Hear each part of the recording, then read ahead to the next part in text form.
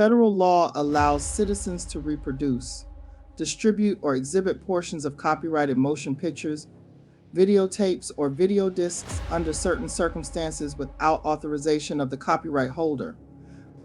This is called fair use and is allowed for purposes of criticism, news reporting, teaching, and parody, which doesn't infringe of copyright under 17 U.S.C. 107. A well-liked teenager left for dead on the grounds of an elementary school. Then another woman was viciously stabbed, but this time the attacker left an important piece of evidence behind. The attacker's DNA connects the two assaults, but detective still does not have a name. About a year later, another deadly attack on another woman, with DNA connecting once again this same attacker, leaving investigators wondering, do they have a serial killer on their hands? Stay tuned for these stories and more, tonight on Cryptic Chronicles.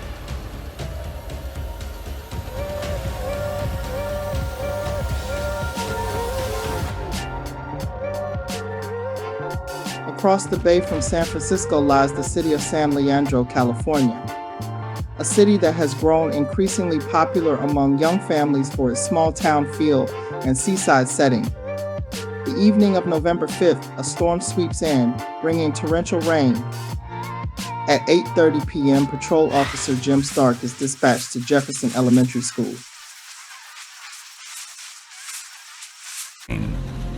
At 8:30 p.m., Patrol Officer Jim Stark is dispatched to Jefferson Elementary School. An alarm that picks up both movement and sound has been triggered by a strange banging coming from the building. I responded, went and checked it out. Walked the perimeter, checked the doors, make sure it was all secure, which it was. I decided to walk the school grounds itself, just to make sure that we weren't missing something. When I got to the end of the buildings, I could see an umbrella that was upside down.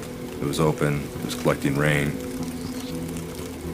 As I rounded around the building, at that point I could see some clothing. Scattered across the yard, a pair of shoes and a jacket, an ominous trail to what he is about to discover. So I continued around the building. When I got to the corner of the building, I could hear a little banging sound. It wasn't real hard pounding, it was just very light, but something that was methodical. So I peeked around the corner, and that's when I saw the victim. A young woman lying beside the school wall. With her left hand, she was hitting the wall of the building, the exterior wall. She had been shot in the head. Officer Stark calls for an ambulance and police backup. As soon as I got off the radio, my raincoat went off, and I put it around, on top of her to cover her. I reached down, grabbed her hand, just to let her know, hey, help is coming. Paramedics rush the victim to emergency. Back at the crime scene, investigators, including lead detective Autry James, start the search for evidence. If he'd asked me the day before, had I seen everything, I would have told you absolutely. There's nothing that's going to surprise me or shock me at this point. But I got to tell you, I was shocked. I was shocked at the level of violence involved. Detective Rick DaCosta is concerned the storm is washing away evidence. Any sort of shoe print, footprint would more than likely have been either destroyed or would have been very difficult to identify at a later time. One of our folks that collects evidence, they discovered a shell casing that was near where the umbrella was. So our assumption was that was where she was shot. And she had been dragged a short distance. Using school ID, police identify the victim as 15-year-old Evelina LeBlanc. They immediately locate her mother. I asked him what had happened, and he says, well, it wasn't anything Evelina did. He said, I think she probably was just in the wrong place at the wrong time. And I said, well, what do you mean? So he said, well, Evelina's been shot. Evelina was the apple of her mother's eye. She's like my best friend. Evelina was a very bubbly, bright, loving, outgoing, intelligent young woman. She was a good student. The type of person, if you met her, you'd never forget her. By the time Arlene arrives at the hospital, Evelina's on life support. And they told me that she had put up a struggle because She had had her nails done, and 2 of the nails had come off. But they had cleaned her, and she looked like she was just asleep.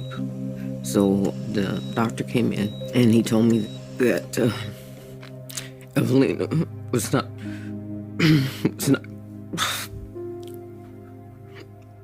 gonna make it. The next morning, with her mother at her bedside, Evelina is taken off life support.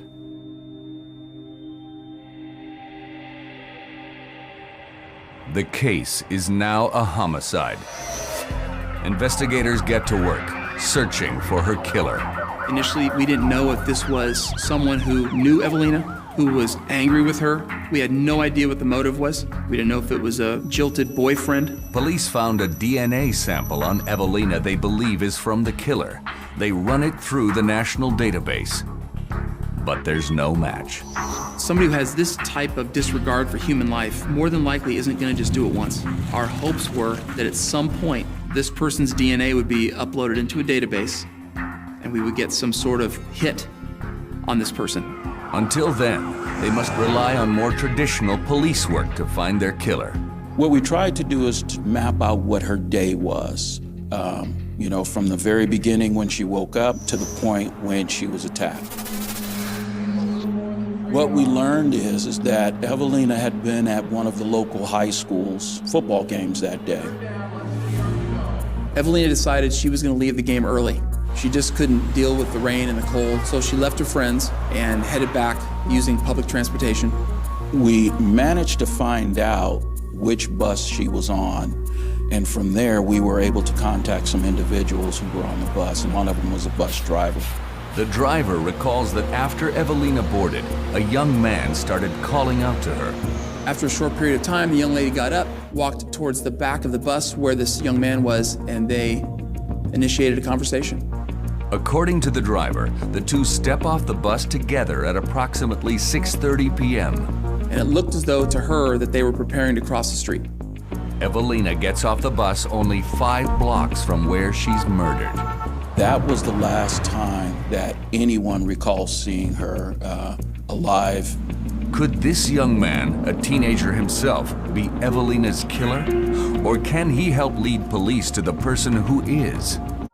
If you are enjoying this video so far, please don't forget to hit that like button and be sure to subscribe to get notified for more future content like this. Who was Evelina LeBlanc? Much of her story is not in the media or tabloids. I feel maybe because of her age at the time. Evelina was a very bubbly, bright, loving, outgoing, and intelligent young woman. She was a good student and a sophomore at San Leandro High who loved to dance and always saw the good in people. She was the type of person if you met her, you'd never forget her. On November 5th in 1994, she went to a football game at Merritt College in Oakland. She was last seen on an AC Transit bus that dropped her off at East 14th Street and 136th Avenue in San Leandro. The bus driver saw her talking to someone, but it's not clear who that person was. LeBlanc had planned to spend the night with a friend, but her attacker confronted her at Thomas Jefferson Elementary School on Bancroft Avenue in San Leandro, several blocks from her friend's house. And shortly after the attack happened,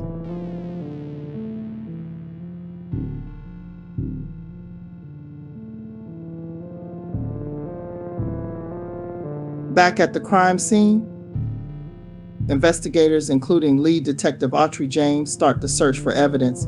He was shocked at the level of violence involved. Detectives was concerned a storm might have washed away evidence, but did find a shell casing at the crime scene. The question of why Evelina was shot hangs heavy in the air. Was it a jealous ex, or was she simply in the wrong place at the wrong time? Authorities hoped that the DNA found on Evelina would match a record in the national database. However, this wasn't the case.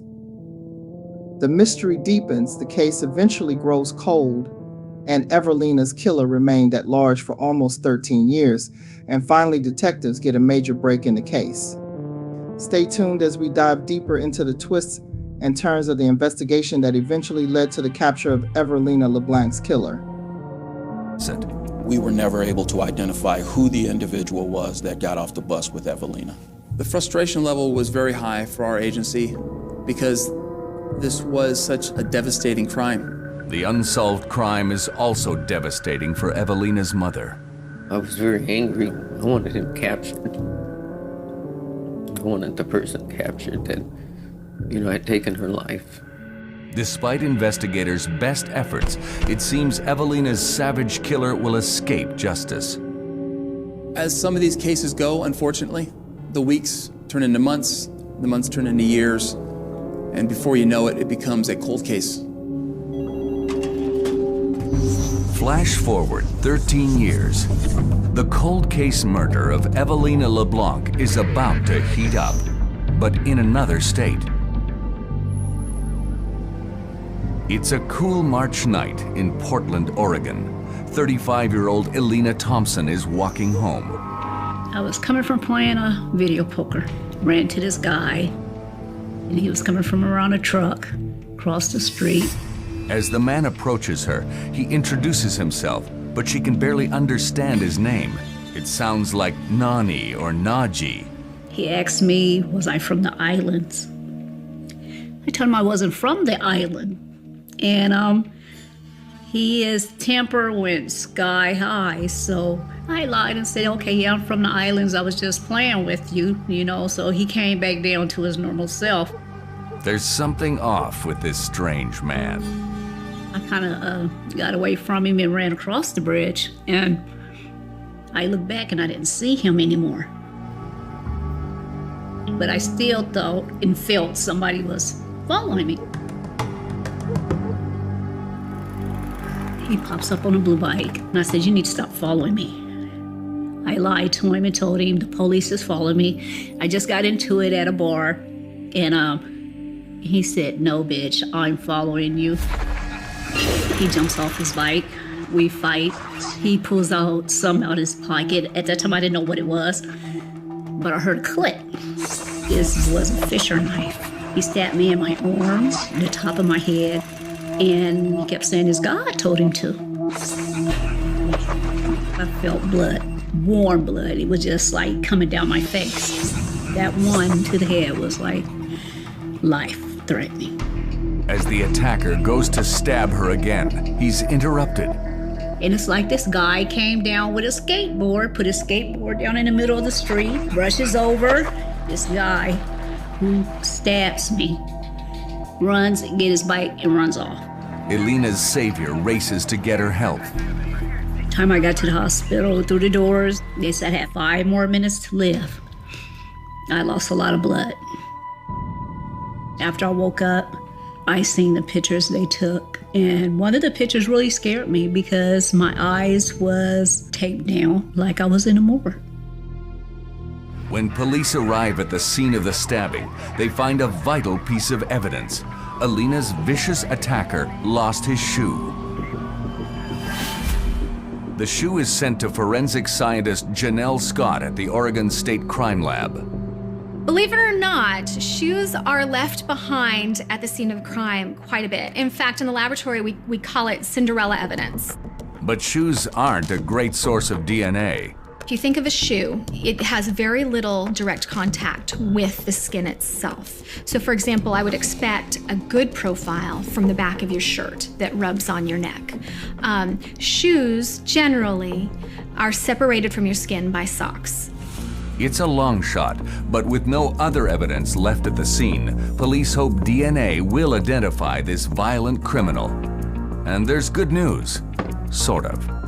So we swabbed the shoe, and we obtained a partial profile from it, which means there wasn't a lot of DNA there, but it was enough information to search it against our database. Following an exhaustive investigation, Detective Molly Dahl finally had a name and a potential suspect in her sights. However, her hopes were dashed when the suspect's DNA test results came back negative, revealing that he was not the perpetrator she had been seeking. Despite her relentless efforts, the case of Evelina LeBlanc remained unsolved, and no arrests had been made in connection with the attack on Evelina Thompson, leaving both cases mired in frustration and uncertainty. But that was only until about a year later the attacker strikes again, but this time for the last time. In April 2007, different 911 callers reported a beating and then of a body being found on the streets of Portland, Oregon. The victim was 37-year-old Charvetia Monique Brown. She was the mother of 2 children and resided in Portland, Oregon. At around 4:07 a.m. on April 14, 2007, a person called 911 and reported seeing a man beat a woman in front of her house and said that she had heard screaming as well. Not long after that, another 911 call came in that reported finding a body a few blocks away from the first incident. The police rushed to the scene to find Charvetia bludgeoned in the head, and there had been a lot of blood present. An autopsy confirmed that she had died of blunt force trauma to her head and was possibly beaten by a claw hammer. Charvetia Brown was the victim of a brutal attack and later died of her injuries. As police investigated her murder, they noticed similarities with another attack on a woman that happened in Portland a year ago.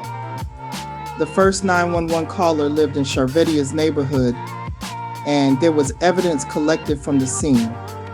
Also, a witness had contacted the police saying that she had been with Charvetia the night before and had stated that Charvetia was with a man. With her help, they were able to come up with the name of the suspect as Imani. In Portland, a breakthrough occurred when police connected 3 old cases to the same perpetrator. The DNA evidence also tied the culprit to a burglary in 2006. Eventually, authorities identified Imani Charles Williams, whose DNA had been obtained due to a prior felony conviction but had not been entered into the database.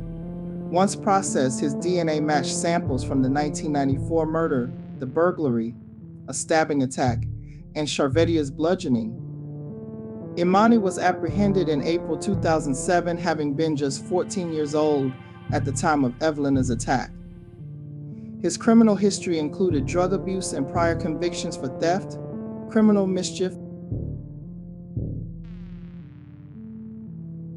At 27 years old, Imani faced a litany of charges, including aggravated murder, kidnapping, first-degree assault, and first-degree burglary.